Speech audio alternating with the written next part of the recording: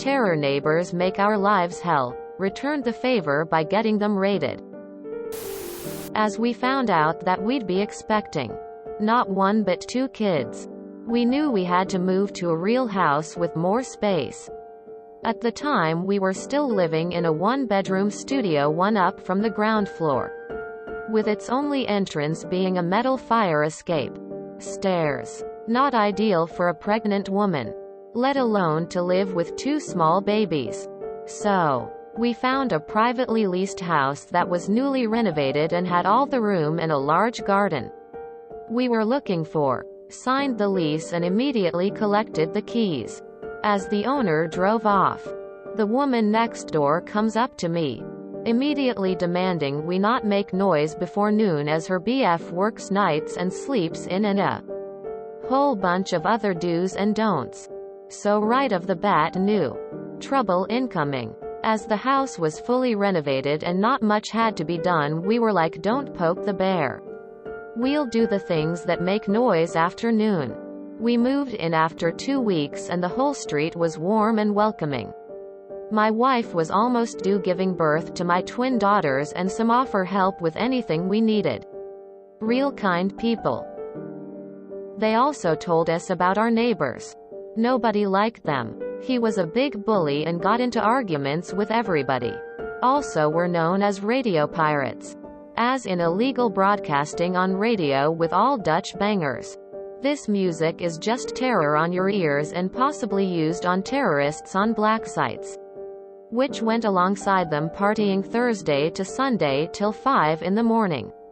Loud music, constant yelling, always drunken, etc. Really something to look forward to when moving in. Certainly with 2 babies on the way. The partying began immediately.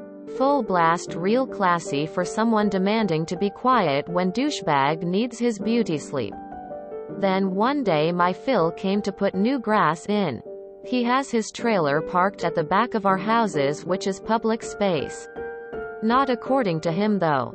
Know that exact spot where the trailer, full with grass sods, quite heavy stuff, was parked was his spot, and we had to move the trailer. Not going to happen, as I was not planning to walk all the way around the house with the sods. He gets angry right away and demanded me to move it. I told him to go fuck himself. I was done with him already then and there.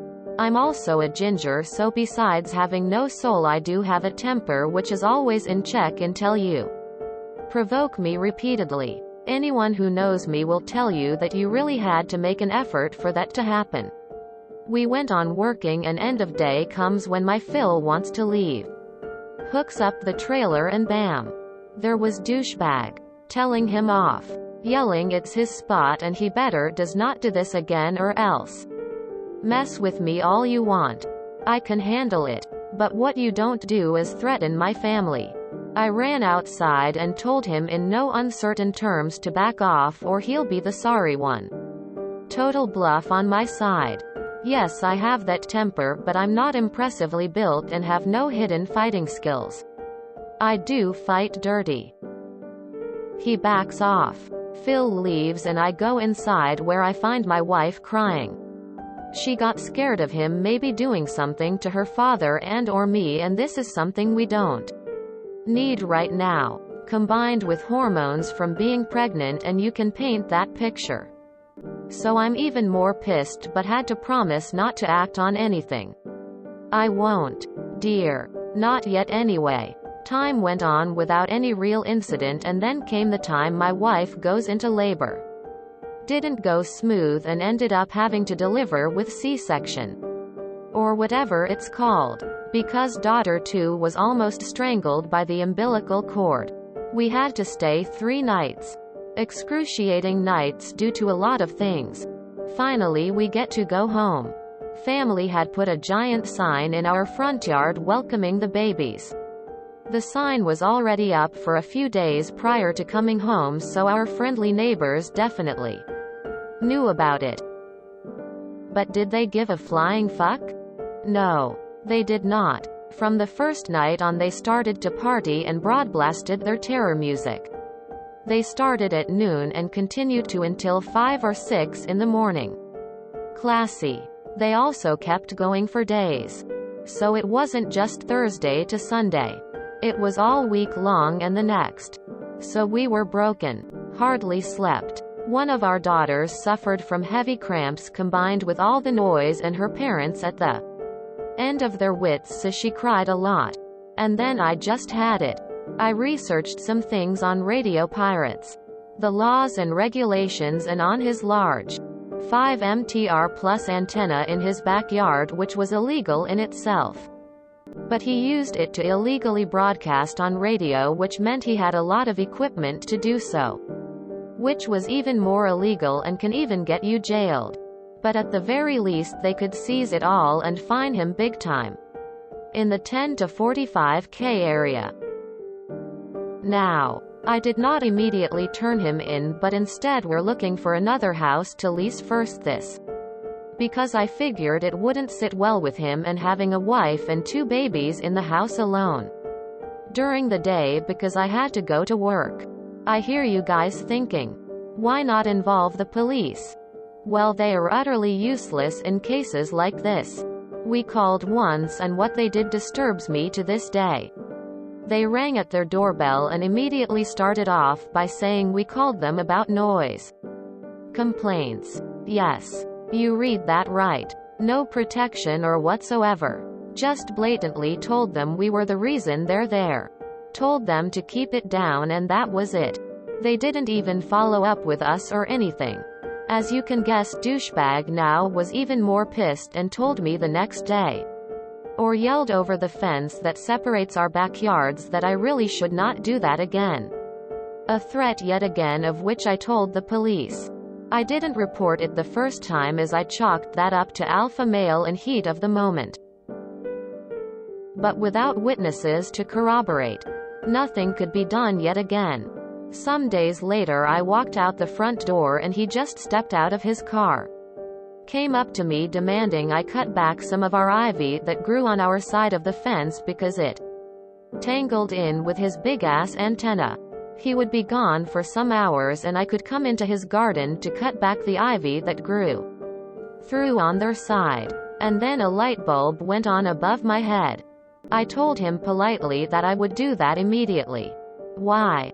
Because that gave me the opportunity to find out the make and model of this antenna, to ascertain its signal strength, where the cables go exactly and what kind of cables they were.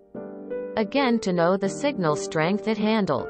Also, it gave me a good view on the equipment he had through the window, so I could snap some photographs of it. This was the icing on the cake, because in the meantime we did manage to find a new home and already had signed the lease, so we would be gone in 2 weeks. Luckily, we only had to paint some walls for the girls' room and furthermore just pack up our things and move them to the other house. So after I trimmed the ivy and collected my evidence, I went online that night to find out the proper channels to report a broadcast pirate and which entity was tasked with catching said pirate. Turned out I had to call the telecom agency, but also the police. Wasn't too happy with the latter, but I remembered I have a nephew that works for the police. Officially his area was immigration, but knew enough colleagues that could help us, and we could trust not to confront them again saying I was the one that sent them. That was extremely important for our safety when doing what I was doing. So I gave both the agency and the police all evidence I collected. Pointed them to the frequencies he pirated so they could listen in. Then they started a neighborhood investigation, which wasn't really necessary, but this was to cover our asses, to make it look like he got caught by accident, because they had an active investigation in our area. You never know what he can learn from legal documents and such. We asked them to wait with the raid. Yes, they raid pirates' houses, preferably in the early hours of the day because of his beauty sleep rendering him incapable of fleeing or hide evidence, etc. We moved 2 weeks later and they raided him 2 days after we moved. All of his equipment, computers, Radios, cell phones and his car were seized. He left in cuffs. His wife, GF, did too. For making a big scene and tried to interfere. All of which was live reported to me by one of my ex-neighbors who were equally ecstatic about this. It turned out, this wasn't the first time he got caught but his third time. His car had no insurance on it and his MO failed. This would normally have no big consequence because he didn't drive it while raided. But they had the guy surveilled on for a week and that definitely meant he was seen driving it. While not having insurance and valid MO. He was fined somewhere around 30k euros. Went to jail for 12 weeks and everything seized was destroyed except the car. His GF had I do 40-some hours community service. They had to sell the house. Which made for very happy neighbors as they too were over and done with them. Like I said, I do fight. But very dirty. You have to really make an effort for me to get to that point. They did and suffered. Over a year later when shopping groceries I encountered them. With the foulest of looks. If looks could kill I'd be a smoldering heap of ash. But nothing more than that. Damn folks. Kinda surprised about all the appreciation. Gold and silver awards. Wholesome. Masterpiece. Helpful. Bravo Grande and so many upvotes. Thank you all. Kind people. I honestly do not know what I can do with gold or silver but I promise you I'll spend it by giving back. This shit period in our lives turns into something better this way. Broke the cardinal rule. One illegal thing at a time. Good on you for taking him down. Oh, this is a good, screw with me, I screw with you, but harder. And now your old neighbors can enjoy some radio silence. It's amazing how many problems can be avoided by being kind and minding your own business. Far too often, people living in glass houses throw stones. Too bad you couldn't redirect the input and broadcast crying babies on pirate radio. Share the wealth with his listeners. Curious. Never heard of pirate radio. What is it? Like he broadcasts music or B is operating a ham without a license? Oh. That final meeting at the grocery store must have been so full of schadenfreude. Fantastic story and I'm glad you're both out of there for your health and sanity. Although now that they are gone too. It sounds like it might have been a good neighborhood to live again. You say you don't have patience yet I might have just punched him square in the face. I never understood people who do illegal things yet draw so much attention to themselves. Wish you coulda seen it happen IRL lol. Again. LPT. You can get away with being an asshole or being a criminal. But it's much harder to get away with both at the same time. Brilliant. Definitely ProRevenge. I had no idea radio pirates existed. Glad everything worked out for you. We called once and what they did disturbs me to this day. They rang at their doorbell and immediately started off by saying we called them about noise complaints. Yes. You read that right. No protection or whatsoever. Just blatantly told them we were the reason they're there. Told them to keep it down and that was it. That's obscene. I can't wrap my mind around them basically pointing to your house and saying, they are the reason we are here. Also, what are the rules where you are about pirating? In the US the FCC would be all over it in a heartbeat. Good for you. One thing about the USA is that pirate radio stations can't be stationary or they will be tracked and shut down very quickly. I am surprised that a pirate radio station stayed up as long as this in a first world country, but it may be Dutch enforcement is more lax. As a fellow Dutchie, fellow redhead and fellow pirate music hater. Well done. High five. Big round of applause. Don't mess with gingers. They go along for a long time, but when excrement hits the fan, be sure to step away. Enjoy your family and quiet time.